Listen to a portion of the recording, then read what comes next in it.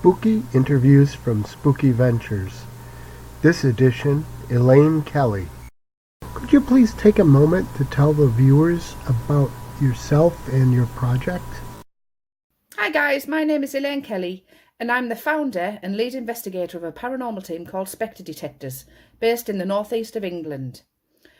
Over the last 9 years, we have covered hundreds of haunted locations within England and Scotland, including jails, lighthouses, haunted houses, and the Whitechapel murder scenes in London, where we believe we spoke to Jack the Ripper himself and these victims.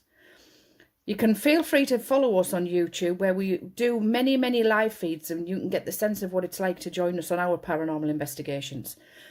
Each investigation is recorded in infrared, and we have various tools and equipment to communicate with the spirit world. But feel free to join us at any point on YouTube, Instagram, or our Facebook page. You have a new book out about the Bishop Auckland hauntings. What can you tell us about that? Recently, we released a book called The Hauntings of Bishop Auckland. Bishop Auckland is a market town in the northeast of England in County Durham, and it happens to be where I live. We have investigated quite a few of the haunted buildings, and really old buildings going back to the 16th century within Bishop Auckland, and we have featured them in a book. The book includes exactly what happened on our paranormal investigations, and it includes spirit photography. A lot of people don't really know about Bishop Auckland, unless you are from the northeast of England. But what you might recognise is Stan Laurel used to go to school in Bishop Auckland and lived there, and his father had a theatre in the town of Bishop Auckland too. So this book is available on Amazon to download on Kindle or to buy in paperback. If anybody has any questions about it or would like to know any more information about our investigations in Bishop Auckland, please just drop me a message via Facebook or on email. It's spectredetectors@yahoo.co.uk. You have other books out too. Can you enlighten the viewers about those? Along with our book about the hauntings of Bishop Auckland, we have actually self-published quite a number of books where you will find out what happened on each investigation. These books include Entering the Darkness, A Paranormal Quest, Uncovering the Truth, Spirits of the North, The Hauntings of County Durham, The Ghosts of the North Sea Coast, The Ghosts of Gilesgate and Durham, and Following the Ripper. In the Following the Ripper book, you will find out what happened on our investigation as we walked the streets of Whitechapel, following the Ripper in his footsteps, and what happened when we communicated with the ladies. And in The Ghost of the North Sea Coast, for any Dracula fans out there, we investigated the apartment where Bram Stoker stayed and got the inspiration for Dracula. So you can find out what the man had to say for himself. Could you tell us about your paranormal investigation group? Let me tell you a little bit about Spectre Detectors. Like I said earlier, we started off back in 2011, where both myself and Bev, we used to work together and we used to do the night shift. And the place where we worked at was haunted, and we encountered this spirit many times, and we got actually where we were quite comfortable with it. So what we decided to do was to hire a reputedly haunted location in County Durham, and we got a few people to come along with us to cover the costs of the venue.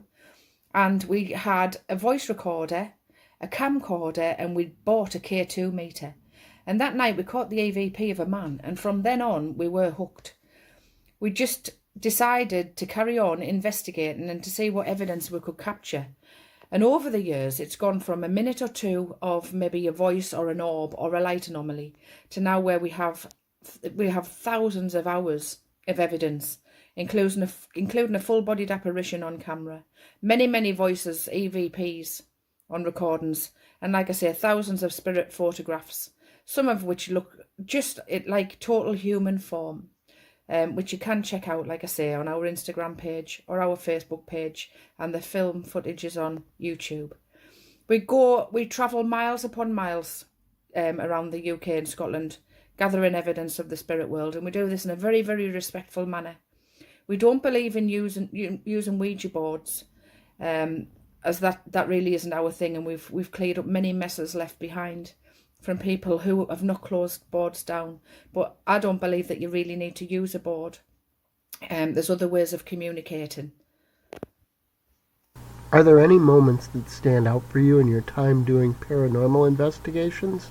Our standout moments from investigating, like I've said many times in this interview already, Jack the Ripper was a standout moment for me, where we actually heard his voice and heard the lady's voice. And you've got to remember, these ladies were all victims of a horrendous murder and crime. And we went down there to speak to them, not to him. We didn't go to name him. We wanted to speak to those ladies. So that's a standout moment for me. Also, speaking to Mary Queen of Scots has to be a massive moment as well. When we travel to the visitor centre and her artefacts are stored there, and we communicated with her and found out how awful it was for her back in those times. We have also travelled to Edinburgh, and we've been to Real Mary King's Close, which is an underground city under the ground of Edinburgh, and it had plague victims and everything, and we caught an amazing photograph, which I will include at the end of this video. I didn't catch it, Dean did. Dean is part of the group, and he was the only man in the team, so there's no way that it is anything other than spirit. But we have caught many things. I've been held by the throat on investigations. Hannah's had lash marks. We've all been scratched at some point.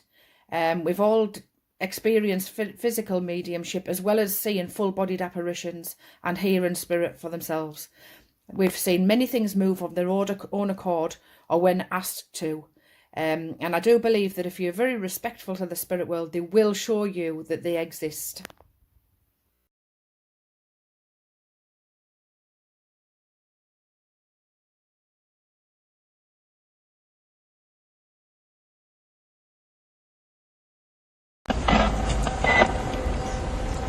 Come and tell me your name in full.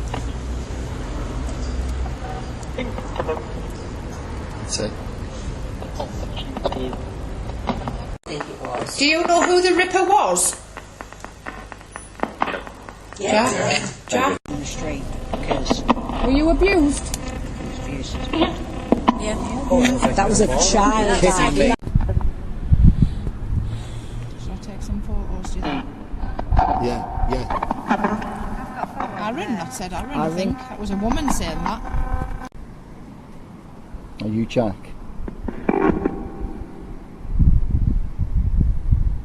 Said Aaron something there. The kidney. Come on then, are you here with us? Help. Did you used to say you were Peter?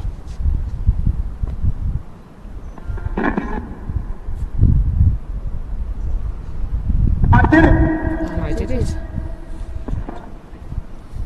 Did you murder them? Come on, name all of your victims.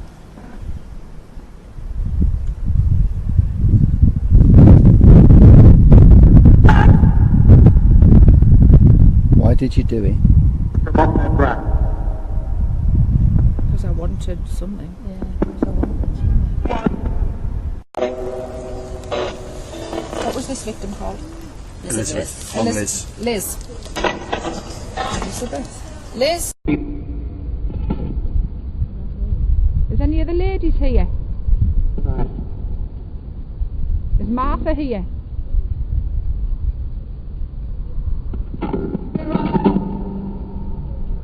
Martha? I would assume so, but it's never been. In fact, I'll tell you something more. You talking about the shawl?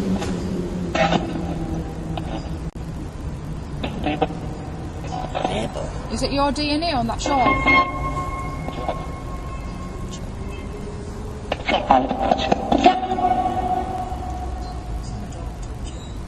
All over it, was that? Perfect when we were stood, you know, and you got your picture. On the corner. On the corner. Yeah, that's what I It's a woman. Do you remember when you first became fascinated with the horror genre or spooky things in general? I first became fascinated with the paranormal or spirit when I hit my 30s. I want to go back to when I was a child. I did experience spirit then, and I did experience mediumship. seeing things, hearing things. But as a child, back in the early 80s, that wasn't really known. So you kind of put it to the back of your mind. I have visited many spiritualist churches. I have done development classes and all of those kinds of things, which has helped us progress to where we are now. But I first became really interested in the paranormal when I hit my 30s. And like I said earlier, we used to work at night shift and experience spirit for itself.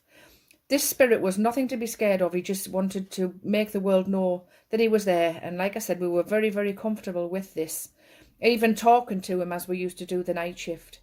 And then we carried that on, and we still have that same mindset that if you're open-minded and you talk to them with respect and you talk to them just like they're in another room, they will be very, very happy to come and discuss things with you, tell you about their past, appear on a photo and talk to you. Do you have a favorite medium, be it print, video, something else, for horror? Do I have a favourite medium for horror? Not really, because horror isn't really my thing. I do watch horror films, and if I was going to say a medium, I do enjoy films about the Warrens, Ed and Lorraine Warren. So I do like The Conjuring and those kinds of films, not because I like the scare factor, it's just that because what we have seen and experienced over the years, I do believe that these things really, really can happen. And I like to know that it is believable. Zombies and things aren't really my thing because, you know, I haven't come across a zombie on an investigation, in fairness. But yes, the Conjuring films and those kinds of things, you know, poltergeisty kinds of things, The Exorcist, they all really hit a chord with me because I know from what I've seen and what I've experienced with various not very nice spirits, and we have come across demons as well on our investigations, even though we don't really go looking for that kind of thing. So yeah, if I was to say a favourite medium, it would be the Warrens, I would believe. What are your favorite horror movies? Favourite horror films? Like I've said, horror, it really isn't my thing. But I do like The Conjuring, The Nun, From Hell with Johnny Depp is about Jack the Ripper. That's really, really true to life. They captured that really good. Like I say, we've walked in those footsteps. I've sat in the Ten Bells pub where he sat. It's very true. I do like the Enfield haunting as well because that I do believe that to be true. And again, with talking to Bram Stoker and he had a great imagination, and Dracula has stood the test of time. It's been filmed many times, Dracula, even recently. So yeah, I do enjoy that too. We can't live by spooky alone. What other things captivate your interest? What do I enjoy doing when I'm not doing paranormal investigations? Well, I'm a Reiki 2 therapist, which is, it's healing. It's spiritual healing. It's a Buddhist tradition, if anybody wants to have a look and see what that is. I do believe in healing. I do believe in sending out healing to the world, and it only can bring good. I have played in a band. I played the keyboard, and I have played in a band. Mind, it was a long time ago. But I do like to do that every now and again. But I am a wife and I am a mother, so family time and holidays, spending time with the family is important to me. And I do like to go out for a drink, a social drink as well. So I like a night out. Have you created works in other areas beyond horror, spooky territory? Have I done any other works apart from haunted and paranormal things? No, I do really enjoy writing.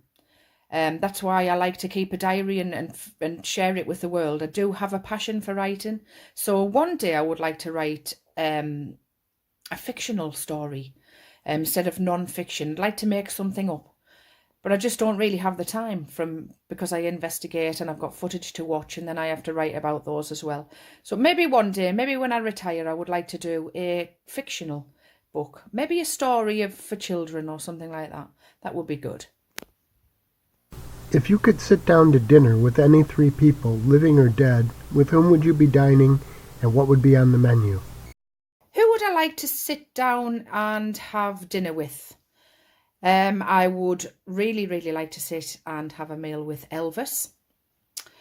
Judy Garland and John Lennon. Can you imagine the conversation that would go on around that table and what they could tell you and the stories they could tell you? That would be amazing to me. I really do. I'm a big fan of all three of those, in fairness. But if it was going to be somebody spookily related, probably the Ripper victims, Mary Queen of Scots, and not many people know about this lady, but there's a serial killer from where I live, and she was called Mary Ann Cotton.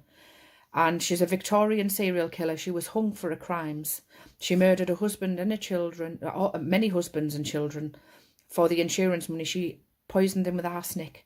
And we have been lucky enough to investigate the home that she lived in, was arrested from, and communicated with the children on many occasions, not only when we went to the house, but any investigations we've done around about the area, they've popped in for a chat, and that's lovely. So yeah, that's what. And what would I eat? I'd let them choose, because to be honest with you, I'm not really fussy. I'll eat anything. What else would you like the viewers to know that we haven't touched on in this interview? Well, thank you for allowing me to share all about Spectre Detectors with you. We do have many things coming up, and we are following on from the Ripper. We are travelling back down to London in June. And if anybody would like to like our page, we will be doing a live feed. We are going to the asylum there, and areas roundabout, as we follow on the Ripper saga. We have other areas. We're going back to Bishop, Auckland, and those areas. If you want to watch us how we work, feel free. But thank you for having me.